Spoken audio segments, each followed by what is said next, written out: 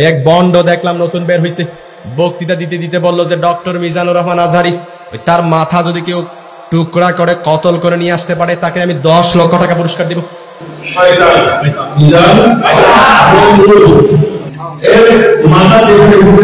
থেকে বহু বছর আগের একটা ঘটনা, এক ছোট্ট বালক এক জায়গায় বসে আছে। সেই বালকের সামনে ওই সময়ের সবচেয়ে শ্রেষ্ঠ যে জ্যোতিষী, সেই বালকের চেহারার দিকে তাকার পরে বলতেছে তোমার হাতটা আমি একটু দেখতে চাই। ছোট্ট বালক যখন সেই সবচেয়ে শ্রেষ্ঠ জ্যোতিষীর সামনে হাতটা বাড়াই দিয়ে, পাঠ্য বই ছাত্রছাত্রীদের হাতে পৌঁছায় নাই, কবে পৌঁছাবে এটা আমগের উপদেষ্টা জানে না। শোনেন কি কয়। কোন বছরেই মার্চের আগ পর্যন্ত সব বই দেওয়া হয়নি, কবে নাগাদ সবাই সব বই পাবে এটা আমি জানি। আসসালামু আলাইকুম, আমি আপনাদের কাছে দেখাবো হঠাৎ কি সিদ্ধান্ত নিলেন মিজানুর রহমান আজহারি হুজুর, যা আপনারা দেখলে অবাক হয়ে যাবেন। তো আজকের এই ভিডিওগুলো অত্যন্ত গুরুত্বপূর্ণ, তো আমি আশা করবো যে আপনারা সম্পূর্ণ ভিডিওটি দেখবেন, আর এই সম্পূর্ণ ভিডিওটি দেখলেই বিস্তারিত জানতে পারবেন। আর এই ভিডিওগুলো দেখানোর আগে আপনাদের কাছে আমার ছোট্ট একটি রিকোয়েস্ট, আপনারা যদি আমার চ্যানেলে নতুন হয়ে থাকেন তাহলে নিত্য আপডেট নিউজ সবার আগে পেতে আমার এই চ্যানেলটি সাবস্ক্রাইব করে আমার সাথেই থাকুন। আর এখন চলুন কথা না বাড়িয়ে আমরা এক এক করে ভিডিওগুলো দেখে আসি। পাঠ্য বই ছাত্রছাত্রীদের হাতে পৌঁছায় নাই, কবে পৌঁছাবে এটা আমগের উপদেষ্টা জানে না। শোনেন কি কয়। কোন বছরেই মার্চের আগ পর্যন্ত সব বই দেওয়া হয়নি, কবে নাগাদ সবাই সব বই পাবে এটা আমি জানি না। আপনি ওনারা জিগান আপনি ডায়াপার পাল্টাইছেন কিনা, দেখবেন এটাও উনি জানেন না। আবার আমার দেশে একটা প্রতিবেদন দেখলাম, সেখানে দাবি করা হয়েছে যুবলীগ নেতার ষড়যন্ত্রে পাঠ্য বই পাওয়া বিলম্বিত হইতেছে। নির্ধারিত সময়ের মধ্যে শিক্ষার্থীদের হাতে যেন এনসিটিবি বই তুলে দিতে না পারে সে লক্ষ্যে কলকাঠি নাড়তে শুরু থেকে সক্রিয় হয়ে ওঠে একটি চক্র, যারা অযথার সময় ক্ষেপণ করে লক্ষ্য হাসিল করতে চায়। তাদের মূল লক্ষ্য ছিল অন্তর্বর্তী সরকারকে বিব্রত করা। বিভিন্ন গোয়েন্দা সংস্থা ও এনসিটিবির কর্মকর্তাদের সঙ্গে কথা বলে এর সত্যতা মিলেছে।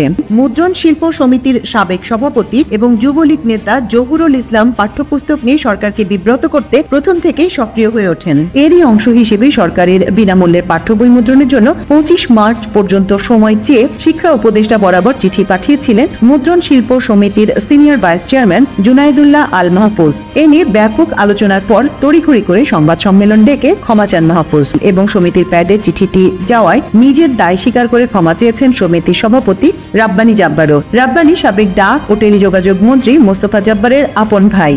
আওয়ামী লীগের মন্ত্রী স্টিভ জব্বারের ভাইরে দেওয়া হয়েছে বই ছাপানোর দায়িত্ব, রাব্বানী জব্বার, তো এই হবে না। যাই হোক, আজকে আমি এই শিক্ষাক্ষেত্রে বিশেষ করে প্রাথমিক আর মাধ্যমিক শিক্ষার ক্ষেত্রে সিলেবাস, পাঠ্য বই, পরীক্ষা পদ্ধতি এই সমস্ত নিয়ে শিক্ষা ব্যবস্থার সংস্কার নিয়ে কথা বলবো। শিক্ষা সংস্কার নিয়ে কথা বলার আগে দুটো জিনিস নিয়ে একটু কথা বলে নিই, এটার সাথে সম্পৃক্ত। ছাত্ররা বই পায় নাই, এই যে মাসুদ কামাল কইতেছে হাসিনার আমলে কখনোই বই পাইতে দেরি হয় নাই। শোনেন কি কইতেছে, তার মুখেই শোনেন। এত বছর ধরে মানুষ স্বৈরাচার বলে তো সব বলছি, গালাগালি সব করছি, একটা কিন্তু পোলাপন বই পাইছে না, উনি দিতে পারবেন না। সে কি ঠিক বলিছে? দেখেন এটা 2023-এর খবর, বই ঠিক সময় মতো পাইছে। আবার দেখেন এটা 2022-এর খবর, তার আগের বছর ঠিক সময় মতো বই পাইছে। 2023-এর একটা খবর দেখায় যে দেখেন ঠিক সময় মতো বই পাইছে। তাহলে মাসুদ কামাল কেন বলে যে হাসিনার আমলেও বই পাইছে 1 তারিখে? মাসুদ কামাল হাসিনার লেসপেন্সারি করিচ্ছে, ফ্যাসিবাদের লেসপেন্সারি করিচ্ছে, এটা টের পাচ্ছি। কারণ মাসুদ কামাল মনে করিচ্ছে আওয়ামী লীগ যদি আবার ক্ষমতা এসে যায় তাহলে একটা দাও মারা লাগবে। যাই হোক, এটার বাইরে একটা কারণ আছে, কারণ এটা হচ্ছে বাংলাদেশ। কেউ যদি প্রমিনেন্স পায়, নিজেরা ঈশ্বর ভাবতে থাকে, সে নিজেই রেফারেন্স উৎপাদন করে, নিজে চেক করবে তার টাইম কই। তাহলে এই যে মিছা কথাটা সে কইলো, তার কি হবে? মাসুদ কামাল সিনিয়র সাংবাদিক, যাই হোক আমি তার উপরে এখনই চড়াও হব না, তার আমি বেনিফিট অফ ডাউট দিতে চাই। স্লিপ অফ টাং তো হইতে পারে, ভুল হইতে পারে, কিন্তু মাসুদ কামাল এর পরে যদি ভুলভাল মিছা কথা কইছেন তাইলে গেলে বুঝেছেন একেবারে কচ্ছপের কামড় দিয়ে ধর্ম কলে। এবার আসেন, বইয়ের সিলেবাস পাল্টাইছে সরকার, জুলাই আগস্টে বিপ্লবের ঘটনা ঢুকাইছে। কি ঘটনা করিছে সেটা এনা দেখি, আসেন। দেখেন হাসিনার নাম নেয়নি, পরে মনে হয় পুলিশের দায় শুধু, আওয়ামী লীগ নাই, ছাত্রলীগ নাই, গণঅভ্যুত্থানের বিরুদ্ধে মেইন কালপ্রিটের নাম নাই। এরা বাচ্চাদের কি শিক্ষা দিতে চায়? যদি বইয়ে হাসিনার নামই লেখা না হয়, আওয়ামী লীগের নামই লেখা না হয়, ফ্যাসিবাদের নামই লেখা না হয়, তাহলে গণঅভ্যুত্থানটা হইল কার বিরুদ্ধে? জনগণ তো হাসিনার বিরুদ্ধে দাঁড়াইছে, পুলিশ তো প্রতিরোধ করতে গিয়ে নিপীড়ন করছে হাসিনার অর্ডার নিয়ে। এই নৃশংস প্রতিরোধের দায় কেবল পুলিশকে দিচ্ছে কেন? হাসিনার নাম কেন নিচ্ছে না? বাচ্চাদের জানা উচিত না হাসিনা জোর করে ক্ষমতায় থাকা এবং তার অপশাসনের বিরুদ্ধে আমরা ফাইট করছি। আমাদেরকে এখনো কারা হাসিনার রাজ্যে রাখতে চাচ্ছে, যে রাজ্যে হাসিনাকে কালপ্রিট বলা যাবে না? তো কে লিখেছে? রাখাল রাহা। ওর আসল নাম সাজ্জাদুল হক। এই এত ইসলামোফোব যে নিজের মুসলমান নামটা পাল্টায় এটা হিন্দু নাম নিছে, প্রগতিশীল হয়েছে। যে বইটা দেখালাম এটা 5ম শ্রেণীর বাংলা বই, এখানে যে খুনি ফ্যাসিস্ট হাসিনার নাম লেখা হয়নি তা না। 9ম 10ম শ্রেণীর বাংলা বইয়ে জুলাই আন্দোলনের ইতিহাস কেন্দ্রিক একটা গদ্য যুক্ত করা হয়েছে, এটাতেও খুনি হাসিনার নাম লেখা হয়নি, আওয়ামী লীগের নাম নেওয়া হয়নি, ছাত্রলীগের নাম নেওয়া হয়নি। নাম না নিয়ে এরা ইতিহাস লিখেছে।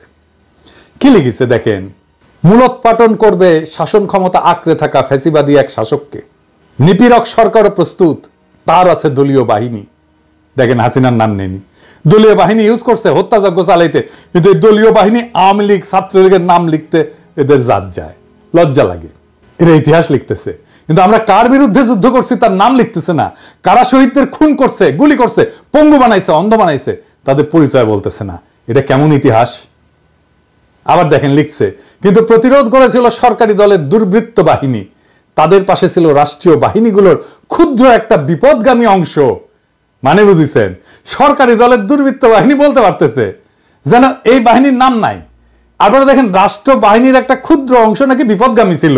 হ্যাঁ, হাই সেলুকাস, যেখানে আস্ত একটা পুলিশ বাহিনী, আস্ত র্যাব, ডিজিএফআই, এনএসআই, ডিবি জনগণের বিরুদ্ধে দাঁড়াইছে, সেখানে ক্ষুদ্র একটা বিপদগামী অংশ নাকি দাঁড়াইছে। কি কারে ইতিহাসের বিকৃতি বলেন? এই ইতিহাস ঘটার 4-5 মাস না যাইতেই এই ইতিহাস বিকৃতি, তাও গণ অভ্যুত্থানের সরকার ক্ষমতায় থাকা অবস্থায়। পরে কি হবে তাইলে ভাবেন। এই বই রাগালরা ঢুকে দিবেন, হারামজাদা বুদ্ধিজীবী চাইছে। এবার বুঝেছেন তো কেন আমি বাঙ্গু সুশীলগের আর বামদের গেলাই। সিলেবাস নিয়ে হাসিনার আমলে কত কাণ্ড হইতো আপনাদের মনে আছে না? আমি একটার পর একটা এপিসোড করেছি, যে দেখেন কতগুলো এপিসোড করেছি অসঙ্গতিগুলো দেখা দেওয়ার জন্য। সিলেবাস নিয়ে সিরিয়াস কাজ হাতে গোনা বাংলাদেশে কয়েকজন করছে, তার মধ্যে আমি একজন। একবার ঘুণাক্ষরও আমারে কইল না, ভাই আপনার মতামতগুলো কি বলেন, বইগুলো দেখে একটু মতামতগুলো দেন, বলে না। আমি যে খুব জ্ঞানী লোক তা না, কিন্তু আমাকে দেখতে দিলে তো ক্ষতি নাই, তাই না? আমার রিকমেন্ডেশন নিয়েন না, দরকার হইলে একটা মতামত তো ফ্রি পাইতেন, তাই না? রাগাল রাত যে কাজটা করিচ্ছে, টাকা নিচ্ছে, গাড়িতে ঘুরিচ্ছে, গাড়ি পাইছে একটা ফ্রি, অফিস পাইছে, স্টাফ পাইছে, আমরা তো টাকা দিতে হতো না। তো সাজেশন নেন না কেন? কারণ হইতেছে রাখাল রাহা শুধু হিন্দু নামই নেয়নি, তার সাথে হিন্দু ধর্মের বর্ণ প্রথাও নিছে। আমি তো নমশূদ্র, তাই আমার সাজেশন নিলে জাত যাবে রাখাল রাহার। রাখাল রাহাকে দেখলে জিগায়েন তো, ওই যে ক্ষুদ্র কালে ওর যন্ত্রের যে কর্তৃত্ব চামড়া আছে না আগা, ওটিকে আবার লেগে নিছে নাকি প্লাস্টিক সার্জারি করে। যাই হোক, দেখেন আসিফ মাহতাব উৎস যে নতুন বই নিয়ে কি কইতেছে, ওরাও তো খুশি না। দেখেন তার ভিতরে কি কি দিচ্ছে তার একটা নমুনা কেউ একজন লিক করেছে, এবং এটা আসলে যে তাদের মধ্যে আছে সেটা আমরা কনফার্ম করেছি। যে একটা গল্প তারা দিয়েছে, এটা আপনারা সব অনলাইনে পাবেন। তো গল্পটার এখানে অনেক সুন্দর সুন্দর কথা আছে, তার মধ্যে আমি একটা পড়ে শোনাই যেটা পড়তেও আমার ভালো লাগছে। Sundays try to walk like a lady and not like the sluts that you bent on becoming. এটার মানে হচ্ছে এইভাবে, মানে রবিবারে ভালোভাবে হেঁটে যাবে যাতে করে তুমি যে খানকি না সেটা হতে চাও, তুমি সেটা না হতে পারো। এবং এই গল্পে এই ওয়ার্ডগুলি মা মেয়েকে খানকি ডাকছে, এটা মানে বারবার আসছে। আমি জানি না এই গল্পটা আমাদের সাহিত্য বা ইংলিশের ক্লাস 9-এর বইয়ে থাকা কতটা প্রয়োজন। তার মানে সিলেবাস নিয়ে ঝামেলা মিটাতে পারে নাই। এবার আসেন আমি সলিউশন নিয়ে কথা বলি। এখন যেভাবে বই ছাপা হয় সেটা বন্ধ করতে হবে, তাইলে পরিবেশের ক্ষতি কিছুটা কমবে। গাছ কাটতে হবে না কাগজ তৈরি করার জন্য, কোনো ছাপা বই থাকবে না। ছাত্রছাত্রীরা ট্যাব পাবে, ট্যাব 1 বছর বইয়ের জন্য প্রত্যেক ছাত্রের পিছনে খরচা হয় প্রায় 500 টাকার মতো। ট্যাবের আয়ুষ্কাল যদি 3 বছর ধরি, তাহলে এই 3 বছরের খরচা মানে 1500 টাকায় বাংলাদেশে একটা উন্নত মানের ট্যাব উৎপাদন করা যাবে, যেটা পড়ালেখা করতে পারবে। চিন্তা করেন কি পরিমাণে কর্মসংস্থান হবে যদি আমরা বাংলাদেশে ট্যাব উৎপাদন করতে পারি। আবার ট্যাবের তো ট্রাবল শুটিং হবে, রক্ষণাবেক্ষণের জন্য নানা উদ্যোগ গড়ে উঠবে, নানা লোক এখানে কাজ করবে। এইটা সব স্কুল মাদ্রাসা একসাথে থাকবে, একটা সেন্ট্রাল ডেটাবেজে ভ্যালিডেটেড চ্যাপ্টার থাকবে, বইয়ের লেখে লেখে ওইখানে ভ্যালিডেটেড চ্যাপ্টার একটা স্টোর করা হবে আর্কাইভে। ওই আর্কাইভে চ্যাপ্টারগুলো থাকবে, বইগুলো লিখবে স্কুল আর মাদ্রাসার শিক্ষকেরা, ভ্যালিডেট করবে একটা বোর্ড। সংশ্লিষ্ট স্কুল বা মাদ্রাসার নিজের বই বা নিজের মডিউল সেন্ট্রাল ডেটাবেস থেকে, ওই আর্কাইভ থেকে চ্যাপ্টার দিয়ে নিজেরাই তৈরি করে নেবে ইলেকট্রনিক্যালি, বলবে এই আমার বই এই চ্যাপ্টারগুলো থাকবে, ব্যাস বই তৈরি হয়ে গেল, ওটা ডাউনলোড করে নেবে ছাত্ররা। এর সুবিধা হচ্ছে স্থানীয় ভিত্তিতে নিজস্ব সিলেবাস তৈরি হবে। ধরেন আমি একটা এক্সাম্পল দিই, ময়মনসিংহ, রাজশাহী, চাঁপাইনবাবগঞ্জ, পাবনা, বগুড়া, কুড়িগ্রাম, গাইবান্ধা, এই সমস্ত অঞ্চলে একটা বিশেষ রোগ হয়, জানেন, খুব খতরনাক রোগ হয়, এর নাম হইতেছে কালাজ্বর। এইখানে কালাজ্বরের কিভাবে প্রতিরোধ করা যায়, কালাজ্বরের রোগীকে কিভাবে আইডেন্টিফাই করা যায়, সেই বিষয়গুলো যদি ওই অঞ্চলের বইগুলোতে থাকে, তাইলে চিন্তা করেন ওই অঞ্চলের ছেলে মেয়েগুলো যায় না উঠবে কিভাবে এই রোগটাকে সামলানো যায়। স্থানীয় অঞ্চলের সংস্কৃতি স্থানীয় স্কুলে পড়ানো হবে। ধরা যাক ময়মনসিংহ গীতিকা, এটা পড়ানো হবে ময়মনসিংহ অঞ্চলের স্কুলগুলোতে। লবণাক্ততা, এটা থেকে বাঁচার উপায়, এটা পড়ানো হবে উপকূল অঞ্চলে। চাঁপাইনবাবগঞ্জে পড়ানো হবে গম্ভীরা, স্থানীয় সংস্কৃতি। কালারের রুটি, পার্বত্য চট্টগ্রামে ম্যালেরিয়া পড়ানো হবে। অত্যন্ত রিচ কারিকুলাম তৈরি করতে পারবো আমরা। স্কুলের শিক্ষক আর স্থানীয় স্কুল কমিটি তাদের বই ঠিক করে নেবে। বইয়ের সাথে সাথে কয়েক হাজার প্রশ্নও তৈরি করা থাকবে। এই প্রশ্ন করার জন্য কোনো ঝামেলার দরকার নাই, চ্যাটজিপিটিতে বইটা আপলোড করে দিয়ে বললেই হবে এই বই থেকে 2000 প্রশ্ন তৈরি করে দাও, উত্তরও তৈরি করে দাও, তাইলে তারা প্রশ্ন তৈরি করে দেবে, উত্তরও তৈরি করে দেবে। বইয়ের চ্যাপ্টারের ভ্যালিডিটি থাকবে 3 বছর। প্রত্যেক বছর এই আর্কাইভে নতুন নতুন চ্যাপ্টার তৈরি হবে আর যুক্ত হবে। স্কুলে স্কুলে কম্পিটিশন হবে বইয়ের চ্যাপ্টার লেখার জন্য ছাত্রদের মধ্যে। ছাত্ররাই লিখবে নিজেদের বইয়ের চ্যাপ্টার। ক্লাস 9-এর ছাত্ররা তো অবশ্যই ক্লাস 8-এর ছাত্র বই লিখতে পারবে, তাই না? আমরা সেরা চ্যাপ্টারগুলো সারা দেশ থেকে বের করে নিয়ে এসে আর্কাইভে রাখবো। সারা দেশের স্কুল ছাত্ররা যদি লেখে, তার মধ্যে থেকে আমরা নিশ্চয়ই 10-12টা ভালো চ্যাপ্টার পাবো যারা ভালো লিখছে। প্রত্যেক চ্যাপ্টারের জন্য অনলাইন টিচিং মডিউল তৈরি করব অনলাইনে, সেইখান থেকে মূলত শিখবে ছাত্ররা। আমাদের কোয়ালিটি শিক্ষকের সমস্যা কমবে, একজন লক্ষ লক্ষ ছাত্রকে পড়াইতে পারবে। সেরা শিক্ষকেরা টিচিং মডিউল তৈরি করবে, সারা দেশে একই রকমের শিক্ষার মান নিশ্চিত হবে। পরীক্ষা হবে ইলেকট্রনিক্যালি। কিভাবে? ওই ট্যাব দিয়ে পরীক্ষা দিতে পারবে সবাই। প্রশ্ন র্যান্ডামলি তৈরি হবে অ্যালগোরিদম দিয়া, এক একজনের জন্য এক এক প্রশ্ন। পরীক্ষাও দেবে ট্যাব থেকে, কাউকে প্রশ্ন করতে হবে না, খাতা দেখতে হবে না, টেবুলেশন শিট বানাইতে হবে না। সকালে পরীক্ষা, বিকালে রেজাল্ট বের হয়ে যাবে। কত সময় বাঁচবে দেখেন। পুরা শিক্ষা ব্যবস্থা নিয়ে, সিলেবাস নিয়ে বেশিরভাগ সমস্যার সমাধান হয়ে যাবে। রাখাল রাহাদের রাহাজানি থামবে। আমরা অনেক গুরুত্বপূর্ণ বিষয়ে নজর দিতে পারবো এইটা অল্প সময়ের মধ্যে সম্পন্ন করতে পারলে। এখন প্রশ্ন হচ্ছে, এইটা কি বাস্তবায়ন করবে এই সরকার? এই সরকার তো কিছুই করে না, কিন্তু বলতে তো অসুবিধা নাই। আমাদের স্বপ্নটা জাগায় রাখতে হবে, আমাদের জাতিকে বুঝাইতে হবে আমাদের সম্ভাবনাটা কত বিশাল। আমাদের সমস্যা যাই থাক, তার সৃজনশীল সমাধান আছে। একদিন না হয় একদিন এই সমাধান বাস্তবায়িত হবে। ততদিন স্বপ্নকে জাগায় রাখতে হবে আমাদের। আমরা স্বপ্ন দেখি এমন এক বাংলাদেশে যেখানে শিক্ষার জন্য অপেক্ষা করতে হয় না, যেখানে পাঠ্য বই বিতরণে অব্যবস্থাপনার শিকার হইতে হয় না। আমরা স্বপ্ন দেখি এমন একটা শিক্ষা ব্যবস্থা যা শুধু জীবিকা অর্জনের পথ দেখায় না, বরং সৃজনশীলতা, উদ্ভাবনী শক্তি এবং আত্মমর্যাদা জাগায় তোলে। আমাদের স্বপ্ন একটা বিপ্লবের, সৃজনশীল বিপ্লবের। এই বিপ্লব কোনো বন্দুকের গুলিতে না, কোনো আন্দোলনে না, কোনো প্রতিবাদের মিছিলে না। এটা হবে আমাদের চিন্তায়, আমাদের দৃষ্টিভঙ্গিতে, আমাদের কর্মের মাধ্যমে বিপ্লব। আমরা বিশ্বাস করি প্রত্যেকটা শিশু একটা সম্ভাবনার প্রদীপ। আমাদের কাজ সেই প্রদীপের আলোকে জ্বালানো। তাদের হাতে কেবল সঠিক বই তুলে দেওয়া না, বরং এমন একটা শিক্ষার প্ল্যাটফর্ম দেওয়া যেখানে তারা নিজেদের শ্রেষ্ঠ সংস্করণ হয়ে উঠতে পারবে, সেই তার বেস্ট ভার্সন হয়ে উঠবে। আমরা চাই প্রত্যেকটা শিশু জানুক যে তারা কেবল ভবিষ্যতের অংশ না, তারা নিজেরাই ভবিষ্যৎ। থেকে বহু বছর আগের একটা ঘটনা, এক ছোট্ট বালক এক জায়গায় বসে আছে।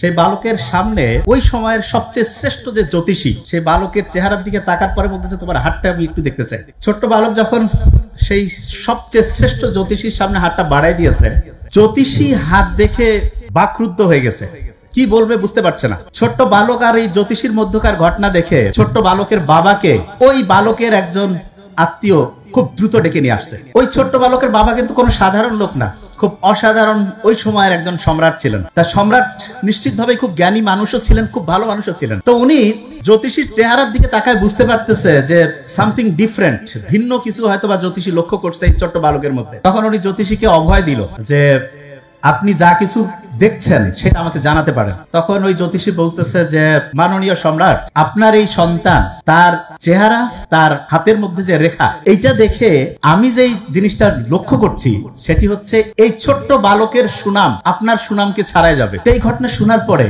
বাপ যদি শোনে যে ছেলে তার মর্যাদাকে কাটিয়ে ছাড়িয়ে আরো সামনে যাবে, তখন একজন বাপ সবচেয়ে বেশি খুশি হয়। তো ওই সম্রাটও খুবই খুশি হয়েছে। খুশি হওয়ার পরে সেই জ্যোতিষীকে বলছেন যে আপনি কি চান। তা জ্যোতিষী বলছে যে আমি যেটা ভবিষ্যৎ দেখতে পাচ্ছি সেটা যদি সত্যি হয় এইটাই হবে আমার জীবনের সবচেয়ে বড় চাওয়া। তারপরেও সম্রাট তো কিছু দিব না, এটা কেমন হয়? তা বলছে ঠিক আছে, আপনার কোনো যদি সাজেশন থাকে বলেন একটু। তখন ওই জ্যোতিষী সম্রাটকে কয়েকটা সাজেশন দিয়েছে, কয়েকটা বুদ্ধি দিয়েছে। এই বুদ্ধিগুলোর মধ্যে একটা বুদ্ধি ছিল যে এই ছোট্ট বালক কিন্তু সাধারণ কোনো বালক না, একে সবসময় আপনি আপনার আশেপাশে রাখবেন।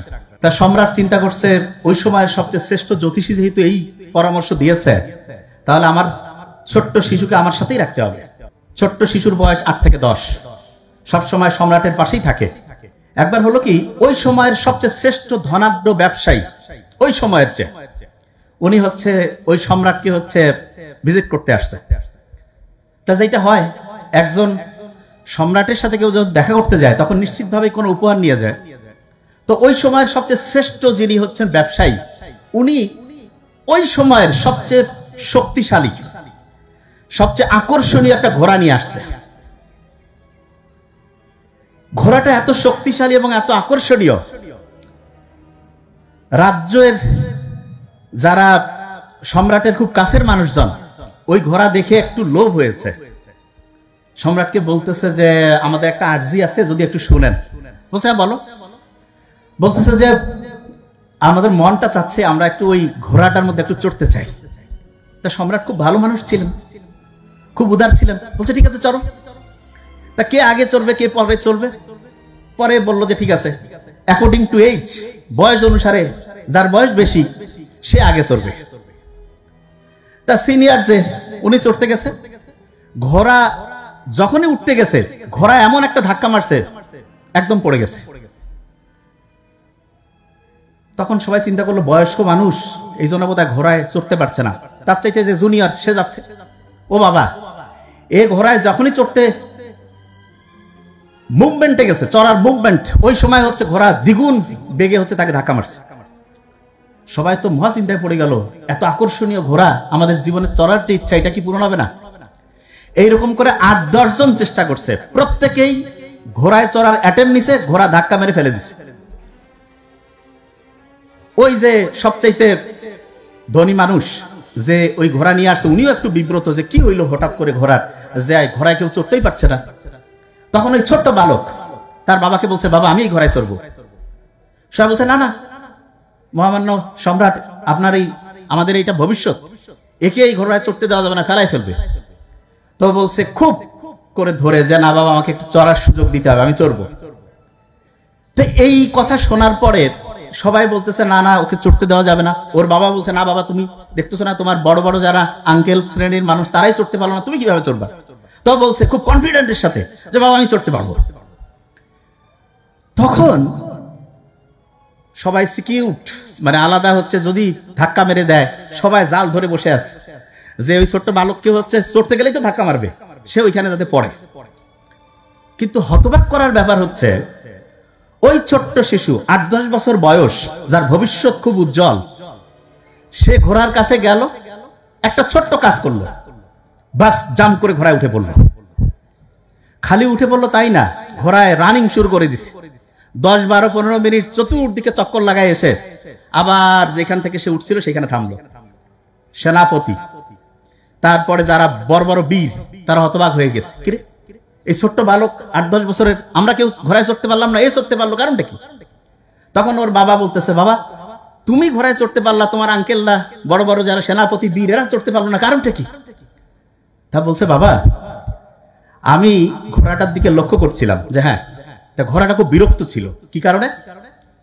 বলছে যে ঘোড়াটা যে জায়গায় ছিল সূর্যের আলো এমন অ্যাঙ্গেলে পড়তেছিল যে ওই ঘোড়াটা তার ছায়াটা দেখে খুব অস্বস্তির মধ্যে ছিল। ঘোড়াটা তো খুব আকর্ষণীয়, ওর ছায়া দেখে সে তাকে একটা কম্পিটিটর মনে করছে, যে তার সামনে হয়তো বা আরেকটা কেউ তার সাথে কম্পিটিশনে আছে। এই জন্য যেই ওর ঘোড়ার মধ্যে চড়ার চেষ্টা করতেছে সে ধাক্কা মেরে ফেলাই দিচ্ছে। তা বাবা তুমি কি করলা? বললো আমি যে ঘোড়াটা যেই অ্যাঙ্গেলে ছিল তার মুখটা একটু সরাই নিলাম, এমন অ্যাঙ্গেলে দিলাম ঘোড়াটা তার ছায়া আর দেখতে পাচ্ছে না। তখন সে চিন্তা করতেছে আমার কম্পিটিটর তো চলে গেছে, মন খুশি, খুব খুশি, তখন আমি আরাম করে চললাম। সবাই তো অবাক হয়ে গেছে, এই ছোট্ট শিশু এই জিনিসটা লক্ষ্য করছে, আমরা কেউ লক্ষ্য করলাম না। তখন সম্রাট খুব খুশি, বলছে বাবা তুমি আমার কাছে কি চাও বলো। তা সবাই চিন্তা করতেছে যতই ঘোড়ার এই কেরামতি সে দেখাক, ছোট্ট 8-10 বছরের শিশু কি যাবে। ও বলতেছে বাবা আমি পারস্য চাই তোমার কাছে। পারস্য চাই কথাটা অনেকে আমরা বুঝতে পারবো না যে এটা মানেটা কি। বাংলাদেশের একটা 8-10 বছরের ছেলেকে যদি বলা হয় যে বাবা তুমি এখন কি চাও, সে যদি কয় আমি সারা পৃথিবীর আমেরিকা রাশিয়া এগুলো সব দখল করব, এই কথার লোড যা বুঝায়, ওই সময়ে পারস্য জয় করা তার চাইতে বেশি লোড ছিল। তার মানে পারস্য ছিল ওই সময়ের সুপার পাওয়ারফুল কান্ট্রি, ওইটা সে দখল করতে চায় যে বাবা আমি ওইটা জিতবো। ওর বাবাও জানতো যে এই ছেলের ভবিষ্যৎ উজ্জ্বল, কিন্তু এতটা উজ্জ্বল ওর বাবা একটু ঘাবড়াই গেছে। বলছে যে বাবা ঠিক আছে, পারস্য আশেপাশের যারা ছিল এরাও করছে যে কিরে এ যদি পারস্য দখল করতে চায়, যদি এই চিন্তা পারস্য সম্রাটের কাছে যায় তাহলে আমাদের তো এখনই শেষ করে ফেলবে। যাই হোক, ওর বাবা বলছে ঠিক আছে তুমি এখানে থাকো। ওর বাবা যুদ্ধে চলে গেল। যুদ্ধে যাওয়ার পরে কয়েকটা রাজ্য দখল করতে করতে হঠাৎ করে তার বাবা হচ্ছে যে যুদ্ধে হচ্ছে নিহত হলো। তার মানে সম্রাট শেষ। সম্রাট যখন শেষ হয়ে যায় সাধারণভাবে, তখন তো আর ওই গণতন্ত্র ভোট এগুলো ছিল না। কে তাহলে রাজ্য দখল করবে? রাজ্যের ক্ষমতা কার হাতে আসবে? ওই ছোট্ট শিশু বলতেছে অটোমেটেড সেই ক্ষমতার অধিকারী। তা আশেপাশের যারা লোকজন আছে তারা চিন্তা করতেছে যে আমরা অন্য যে আশেপাশের যে রাজ্যগুলো আছে তাদের সাথে একটু লিয়াজও করি। আর অন্য রাজ্যরা চিন্তা করতেছে যে সম্রাট যেহেতু নাই, ছোট্ট এক শিশু কি করবে, এই রাজ্য দখল করব। এইরকম পারস্পরিক কথাবার্তা চলছে। ওই যে জ্যোতিষী হাত দেখছিল, চেহারা দেখছিল, বলছিল না যে সাধারণ কোনো বালক না, এ অসাধারণ কিছু করবে। এবং কয়েকটা সাজেশন যে দিয়েছিল তার মধ্যে একটা সাজেশন ছিল আপনার সাথে সবসময় রাখবেন, নাম্বার 1। নাম্বার 2 সাজেশন ছিল যে খুব ভালো কোনো টিচারের কাছে আপনার সন্তানকে শেখাবেন। তা ওর বাবা বিখ্যাত সম্রাট যখন যুদ্ধে মৃত্যুবরণ করলো, এবং ওই যে যেটাকে আমরা বলি যে হচ্ছে যে জ্যোতিষী যে তার হাত দেখছিল, এর মাঝখানে কিন্তু 5-6 বছর সময় অতিক্রান্ত হয়েছে। এবং এই 5-6 বছরের মধ্যে একটা অসাধারণ ঘটনা ঘটছে। ঘটনাটা কি? ওর বাবা যখন শুনলো যে খুব ভালো কোনো টিচারের কাছে আমার সন্তানকে পড়াতে হবে, তখন উনি খোঁজ লাগালো যে সবচেয়ে শ্রেষ্ঠ টিচার কে আছে। খুঁজতে খুঁজতে উনি একজনের খোঁজ পেয়েছে যে ওই সময় সব মানে রাজ্যের মধ্যে সবচেয়ে শ্রেষ্ঠ শিক্ষক হচ্ছে একজন। ওনার কাছে লোক পাঠাইলো, বললো যে আমাদের সম্রাটের যে ছেলে তাকে পড়াইতে হবে। তো উনি বলছে আমি কারো বাড়ি যেয়ে পড়াই না। বলছে না, সম্রাট তার ছেলেকে পড়াইতে হবে। বলছে তোমরা ফিরে যাও। সম্রাট আবার বলছে যে টিচার মানুষ তো, কোনো বেয়াদবি করবা না। উনি কি বলে সেটা আমাকে জানাও। টিচার যখন এইরকম কথা বলছে, বলার পরে ওরা আবার সম্রাটের কাছে আসছে। সম্রাট শোনার পরে বলছে আমি নিজে যাব। সম্রাট নিজে চলে গিয়েছে। যার পরে বলছে যে আমি আমার যে সন্তানকে আপনার কাছে পড়াতে চাই, এটা কোনো সাধারণ সন্তান বা সাধারণ বালক নয়। এবং এই যে মাঝখানের যে ঘটনাগুলো, এরকম ঘটনাগুলো উনি বলে দিয়েছে। তখন ওই টিচারেরও একটু খুব আগ্রহ হলো যে দেখি তো আসলে এই বালকটা কত অসাধারণ। তখন ওই ছোট্ট বালককে বললো যে ঠিক আছে আমি ওর সাথে দেখা করবো। ওই ছোট্ট বালককে টিচারের সামনে নিয়ে আসা হলো। টিচার ওই ছোট্ট বালককে কয়েকটা প্রশ্ন করলো। করার পরে ওই ছোট্ট বালক এত অসাধারণ উত্তর দিল, ওই টিচার বলল যে আমি তাকে কয়েকদিন পড়াবো, এটা সিদ্ধান্ত আমি আসলাম যে কয়েকদিন পড়াবো। কিন্তু তার চেয়ে ইন্টারেস্টিং ঘটনা ঘটলো, কয়েকদিন পড়ানো যখন শুরু করছে, ওই বালকের মধ্যে এমন এমন কোয়ালিটি দেখলো, এই কয়েকদিনটা গিয়ে 4 থেকে 4.5 বছর লম্বা সময় ওই টিচার ওই বালককে হচ্ছে পড়াতে থাকলো। এবং যা কিছু উনি পড়িয়েছেন তার মধ্যে 3টা খুব দামি শিক্ষা উনি দিয়েছেন। যেদিন লাস্ট মিটিং হয় ওই টিচার এবং স্টুডেন্টের, তখন ওই স্টুডেন্ট বলছে যে স্যার আপনি তো আমাকে অনেক শিখিয়েছেন, আমাকে এমন 3টা পরামর্শ দেন যেটা আমি সবসময় মনে রাখবো। টিচার তাকে 3টা পরামর্শ দিল, এবং এই 3টা পরামর্শ, যেমন আমরা সূরা ফাতিহায় 7টা লাইন পড়ি না, 7টা আয়াত, ওই টিচার যা কিছু শিখিয়েছে তার সামারি উনি 3টা লাইনের মধ্যে করে দিয়েছে। এই 3টা লাইন অলওয়েজ মাথা রাখবা। ওই ছোট্ট বালক যখন 15-16 বছর বয়স, তার বাবা এক জায়গায় হচ্ছে যে যুদ্ধে গিয়ে হচ্ছে নিহত হলো, তখন তার টিচারের যে প্রথম পরামর্শ, সেই প্রথম পরামর্শ অনুযায়ী যুদ্ধ শুরু হয়ে গেল, এবং প্রথম পরামর্শ অনুযায়ী উনি যে যুদ্ধটা করছে সেই যুদ্ধে উনি জয়লাভ করলো। এরপরে আরো দ্বিতীয় পরামর্শ, তৃতীয় পরামর্শ, এই জায়গায় আমি আসবো, এটা জায়গায় আসবো, এটাতে আমরা আবার ফিরে আসবো। তার আগে আমি অন্য জায়গায় যেতে চাই। যতটুকু আমি বলছি আমি কিন্তু ধরি, এটা কিন্তু আমার স্পিচের নিয়মে হচ্ছে, আমি যা কিছু বলবো সেটা কিন্তু ধরবো। আমি একটু জাস্ট টেস্ট করি যে কে কিরকম করে মন দিয়ে শুনছে। নাম্বার 1 যেটা আমি বলছি, যে যেই টিচার ওই ছোট্ট বালককে পড়াচ্ছিল কত বছর পড়িয়েছে? ভেরি নাইস, 4.5 বছর, 4 থেকে 4.5 বছর, প্রত্যেকে জানছে। কয়টা উপদেশ দিয়েছিল? 3টা। 15-16 বছর বয়সে তার বাবা যুদ্ধে হত্যা হয়েছে, তার বাবা যুদ্ধে মারা গিয়েছে, এই তো। এই জায়গায় কিন্তু আমি আবার ব্যাক করব। বিখ্যাত অ্যাস্ট্রোলজার, যে জ্যোতিষী, ছোট্ট বালককে বলছিল না যে সারা দুনিয়া জয় করবে, তখন ওই টিচারকে যে সেট করলো, সেই টিচার, ওনার নাম হচ্ছে অ্যারিস্টটল। কি নাম? আর ছোট্ট বালক যে, তার নাম ছিল আলেকজান্ডার দ্য গ্রেট। ওই টিচার তাকে 3টা বুদ্ধি দিছে। তার মধ্যে প্রথম যেটা, সেটা বলছে যে শত্রুকে কখনো ছোট করে দেখবা না, শত্রুকে কখনো খুব বড় করে ভয় পাবা না। এটা ফার্স্ট লেসন ছিল। ওর বাবা যখন মারা যায়, আলেকজান্ডার দ্য গ্রেট সব আশেপাশের জনকে ডাকছে, ডেকে বলছে যে কি করা যায়? বলছে যে আমরা আত্মসমর্পণ করব। ওরা বলছে এগুলো সব ডিলিট করো, আশেপাশে রাজ্য যা আছে সব অ্যাটাক করো, সব অ্যাটাক করতে হবে, এবং যারা এটার বিরোধিতা করবে ডিলিট, সব সেন্স অ্যাটাক করবে। যখন পারস্যের যে সম্রাট, তার নাম হচ্ছে দারিউস, ও বলছে ছোট্ট বালক আর বাবে ভাই নিয়ে কি করবে? ও কিচ্ছু না। কিন্তু ওই এমন সাহসিকতার সাথে অ্যাটাক করছে, গোটাল রাজ্য তছনছ করে জয় লাভ করে ফেলছে। জয়লাভ করার পরে অ্যারিস্টটল তাকে যে দ্বিতীয় শিক্ষা দিছিল, সেটা সে কাজে লাগাইছে। দ্বিতীয় শিক্ষা কি? যা কিছু করবা সততার সাথে করবা, সব সময় সৎ থাকবা।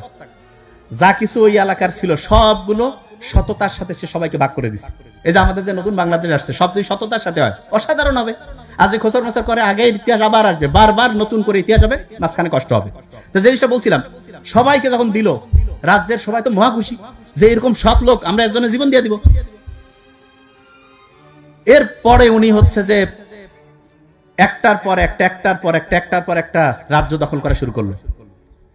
আমাদের এই পাক ভারত উপমহাদেশের এখানে আসার পরে তিনি এক ছোট্ট বলা যেতে পারে রাজার সাথে ফাইট করতে গিয়া উনি একটা ভুল করে ফেলছে। ভুলটা কি?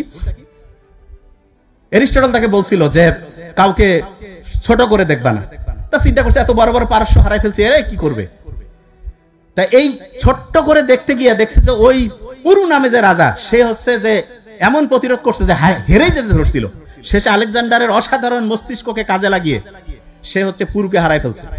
হারার পরে পুরুর সাথে আলেকজান্ডার 1 to 1 পুরুকে বলতেছে যে তুমি তো আমার খুব খোসর মসর করছো, আর কি চাও তুমি আমার কাছে, কেমন ব্যবহার চাও? তা আলেকজান্ডারের এই প্রশ্ন শুনে পুরু বলছে যে আমি একজন সম্রাট, আমি সম্রাটের মতোই ব্যবহার চাই। অ্যারিস্টটল তাকে তৃতীয় যে বুদ্ধিটা দিছিল, যে মর্যাদা অনুসারে সম্মান করবা, মর্যাদা অনুসারে। তখন আলেকজান্ডার ওই কথাটা মনে করছে, ও মর্যাদা অনুসারে সম্মান করতে হবে। সাথে সাথে কি করছে? তাকে বলছে শুধু তোমার রাজ্য না, আশেপাশের কয়েকটা রাজ্যের তুমি কমান্ডার ইন চিফ, তুমি হচ্ছে এগুলো হচ্ছে দেখাশোনা করবা। তা অ্যারিস্টটলের মতো অসাধারণ শিক্ষক আলেকজান্ডারের মতো অসাধারণ দিগ্বিজয়ী বীরের জন্ম দেয়। এবং আল্লাহ আমাদের সব দিয়েছে, কিন্তু দুর্ভাগ্যজনক ব্যাপার হচ্ছে আমরা আমাদের ব্রেনকে বুঝতে পারি না, ব্রেনকে পচায় ফেলছি, নষ্ট করে ফেলছি। এবং এই ব্রেনটাকে যদি আমরা ঠিকভাবে কাজে লাগাই, সামনের যে জীবনটা হবে আমাদের, আমি সবাইকে বলবো যা আল্লাহর সাথে কানেক্টেড থাকি, আর ফ্যামিলি, আব্বা আম্মা ভাই বোন, এই বড় ফ্যামিলির যে ধারণা, এটাই সবচেয়ে ভালো ধারণা। সবাইকে হচ্ছে পারস্পরিক সহযোগিতা, সবার সাথে ভালো আচরণ, এইটা যদি আমরা করি এবং ইসলামের যে মূল্যবোধ আছে এইটা যদি মানি, বিলিভ মি, অসাধারণ কিছু করার ক্ষমতা আল্লাহ প্রত্যেকের মধ্যে দিয়েছে। Thank you so much. আসসালামু আলাইকুম। কিছু কুলাঙ্গার আছে যারা এই কোরআনে কারীম সম্পর্কে টিটকারিমূলক কথা বলে, আমাদেরকে এইভাবে জিজ্ঞাসা করে, এই হুজুর তোমার এই কিতাবে কি বিজ্ঞান আছে? আমি বলি, এ গাধার গাধা, তোর বিজ্ঞান কোন দিন দুনিয়াতে এসেছে? তোর বৈজ্ঞানিকদের জন্মের বহু শত বছর পূর্বে কোরআন আমাদেরকে বিজ্ঞানের সংবাদ দিয়েছে। বিসমিল্লাহির রহমানির রহিম, ইয়াসিন ওয়াল কুরআনিল হাকিম, বিসমিল্লাহির রহমানির রহিম, লাশ-শামসু ইয়ানবাগি লাহা আন তুদরিকাল কামার ওয়ালাল লাইলু সাবিকুন নাহার ওয়া কুল্লুন ফি ফালাকিন ইয়াসবাহুন। এই কোরআনে চন্দ্রের আলোচনা আছে, এই কোরআনে সূর্যের আলোচনা আছে, এই কোরআনে তারকা সমূহের আলোচনা আছে, এই কোরআনে কক্ষপথের আলোচনা আছে, এই কোরআনে এদের নিজের কক্ষপথে ঘোরার কথাও আছে। তোদের বৈজ্ঞানিকেরা কোন দিন কক্ষপথের কথা বলেছে? 500 বছর পূর্বে তো পৃথিবীর মানচিত্রে একটা প্রাইমারি স্কুল ছিল না, তখন তোদের কোন বিজ্ঞান পড়া হইতো? কোরআন তো আমাদেরকে 1400 বছর পূর্বে জানাই দিয়েছে। আর আরেকটা কথাও জানাইছে, ওয়াকুল্লুন ফি ফালাকি ইয়াসবাহুন, সমস্ত তারকা রাশি, সূর্য আর চন্দ্র, তারা ঘুরতেছে, আমি মাওলার জিকির করার অবস্থাতে ঘুরতেছে। তো আমার প্রিয় ভাইরা, টিটকারি করি কয়, হুজুর তোমার এই কিতাবে কি ইতিহাস আছে? ইতিহাস ছাড়া তো জাতি অচল। আমি বলি, তুই যদি এই কথা আমাকে জিজ্ঞাসা করস, আমি তোকে বলি ইতিহাস কাকে বলে তুই কি জানোস? আগের যুগের ভালো লোকদের জীবন আলোচনার অপর নাম ইতিহাস, আগের যুগের খারাপ লোকদের জীবন আলোচনার অপর নাম ইতিহাস। তাইলে তুই আমার থেকে শুন, এই কোরআনে আদম আলাইহিস ইসলামের আলোচনা আছে 25 জায়গাতে, এই কোরআনে ইদ্রিস আলাইহিস ইসলামের আলোচনা আছে 2 জায়গাতে, এই কোরআনে নূহ আলাইহিস ইসলামের আলোচনা আছে 43 জায়গাতে, এই কোরআনে হুদ আলাইহিস ইসলামের আলোচনা আছে 7 জায়গাতে, এই কোরআনে হযরত সালেহ আলাইহিস ইসলামের আলোচনা আছে 9 জায়গাতে, এই কোরআনে ইব্রাহিম আলাইহিস ইসলামের আলোচনা আছে 69 জায়গাতে, এই কোরআনে লূত আলাইহিস সালামের আলোচনা আছে 27 জায়গাতে, এই কোরআনে ইসমাঈল আলাইহিস সালামের আলোচনা আছে 12 জায়গাতে, এই কোরআনে ইসহাক আলাইহিস সালামের আলোচনা আছে 17 জায়গাতে, এই কোরআনে ইয়াকুব আলাইহিস সালামের আলোচনা আছে 16 জায়গাতে, এই কোরআনে ইউসুফ আলাইহিস সালামের আলোচনা আছে 27 জায়গাতে, এই কোরআনে শুআয়ব আলাইহিস সালামের আলোচনা আছে 11 জায়গাতে, এই কোরআনে আইয়ুব আলাইহিস সালামের আলোচনা আছে 4 জায়গাতে, এই কোরআনে যুলকিফলের আলোচনা আছে 2 জায়গাতে, এই কোরআনে মূসা আলাইহিস সালামের আলোচনা আছে 136 জায়গাতে, এই কোরআনে হারুন আলাইহিস সালামের আলোচনা আছে 20 জায়গাতে, এই কোরআনে দাউদ আলাইহিস সালামের আলোচনা আছে 16 জায়গাতে, এই কোরআনে সুলাইমান আলাইহিস সালামের আলোচনা আছে 17 জায়গাতে, এই কোরআনে ইলিয়াস আলাইহিস সালামের আলোচনা আছে 3 জায়গাতে,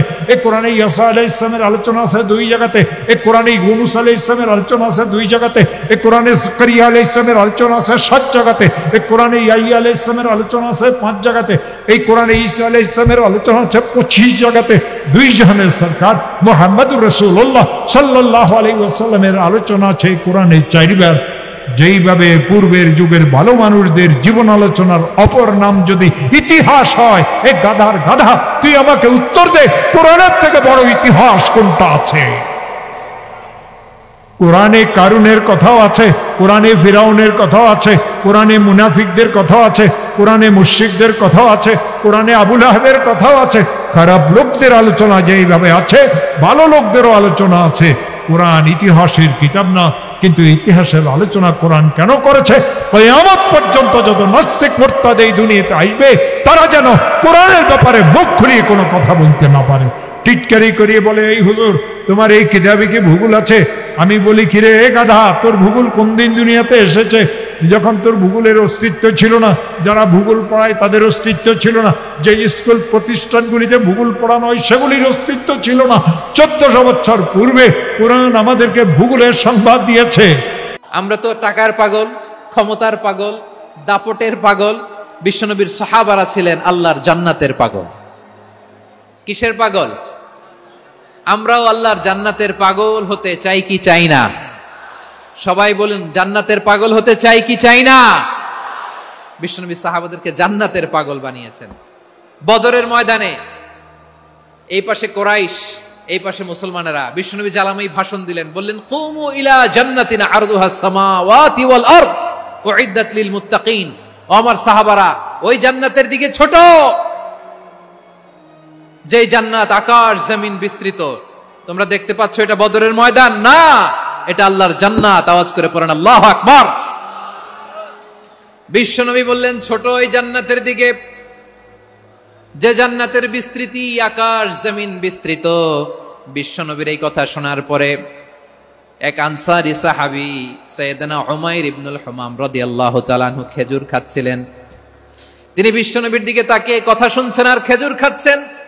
যখন বিশ্বনবী বললেন জান্নাতের দিকে ছোট যে জান্নাত আকাশ জমিন বিস্তৃত, বিশ্বনবীর কথা শোনা মাত্র সাইয়েদনা উমাইর ইবনুল হুমাম বললেন বাহ বাহ। কি বললেন? বাহ বাহ মানে চমৎকার, মাশাআল্লাহ চমৎকার। আমরা ইদানিং কালে চমৎকার কিছু দেখলে ইংরেজিতে বলে ফেলি না ওয়াও ওয়াও, বাহ বাহ, মাশাআল্লাহ। বিশ্বনবী বললেন মা ইয়াহমিলুকা আলা কওলিকা বাহ বাহ ইয়া উমাইর। ও উমাইর, আমার এই কথা শুনে তুমি কেন বললা বাহ বাহ, চমৎকার চমৎকার কেন বললা? সাইয়েদনা উমাইর ইবনে হুমাম রাদিয়াল্লাহু তাআলা আনহু বললেন ইয়া রাসূলুল্লাহ, আপনার এই কথা শুনে আমি বড্ড খুশি হয়েছি আর আমি প্রত্যাশা করছি আমি যদি ওই জান্নাতের মালিক হতে পারি তাহলে কতই না ভালো হতো। সুবহানাল্লাহ বলেন। বিশ্বনবী বললেন ছোট এই জান্নাতের দিকে যে জান্নাত আকাশ জমিন বিস্তৃত। আপনার এই চমৎকার মুখনিসৃত কথা শুনে আমার হৃদয়ের মধ্যে জান্নাতি হওয়ার বাসনা জেগে উঠলো, এজন্য বলেছি বাহ বাহ, আমি যদি ওই জান্নাতে যেতে পারতাম কতই না ভালো হতো। উমাইরের কথা শুনে বিশ্বনবী বললেন ঠিক আছে উমাইর, জান্নাতে ঢোকার জন্য, জান্নাতের অধিবাসী হওয়ার জন্য যেহেতু তোমার এত আকাঙ্ক্ষা, আমি বলে দিলাম আনতা মিন আহলিহা, তুমি আল্লাহর ওই জান্নাতের অধিবাসী হবা। যাও উমাইর, তুমি ওই জান্নাতের অধিবাসী, ওই জান্নাতে তুমি ঢুকবা, তুমি জান্নাতি। তার মানে সহজ কথায় তুমি জান্নাতি। সুবহানাল্লাহ বলেন। যখনই বিশ্বনবী বললেন জান্নাতি, সাইয়েদনা উমাইর রাদিয়াল্লাহু তাআলা আনহু খেজুর খাচ্ছিলেন আর মনে মনে ভাবে বিশ্বনবী যখন ওয়ারেন্টি দিয়েছে, বিশ্বনবী যখন গ্যারান্টি দিয়েছে আমি জান্নাতে যাব, তাহলে হাতে তো এখনো 3টা খেজুর বাকি। এই 3টা খেজুর যদি খাই তাহলে জান্নাতে ঢুকতে দেরি হয়ে যাবে। সুবহানাল্লাহ পড়েন। হাতে কয়টা খেজুর? 3টা খেজুর। বিশ্বনবী বললেন উমাইর আনতা মিন আহলিহা, তুমি ওই জান্নাতের অধিবাসী, তুমি জান্নাতি। উমাইর চিন্তা করলেন আমি জান্নাতি, নবীর মুখ দিয়ে যখন বেরোইছে ওই জান্নাতে তো আমার ঢুকতেই হবে, কিন্তু হাতে 3টা খেজুর খেয়ে যদি জিহাদের ময়দানে যাই তাহলে জান্নাতে যেতে তো দেরি হয়ে যাবে।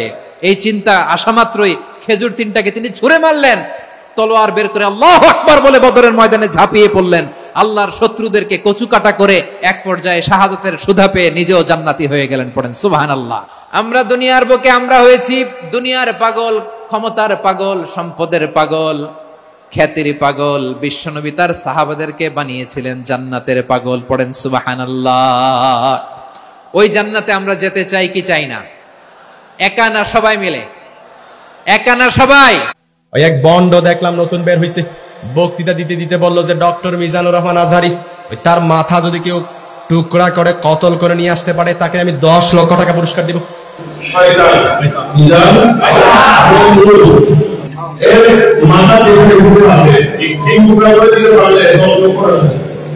ভণ্ড, তার নাম সাদিকুর রহমান, আমার সহকারী আমাদেরকে দেখালো ভিডিওটা। আমি দেখার পর বললাম আহা, বিধর্মীরা ইসলামের বিরোধিতা করবে, বেদিন কাফেররা ইসলামের বিরোধিতা করবে, এটা মানা যায়।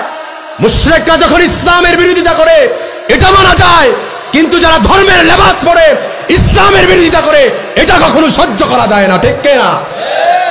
এজন্য এই ভণ্ডদেরকে বলতে চাই, এই ভণ্ডামির দিন শেষ, বাংলাদেশে ভণ্ডামি আর চলবে না। ঠিক না? কারণ ডক্টর মিজানুর রহমান আজহারি এই বাংলাদেশে একজনই।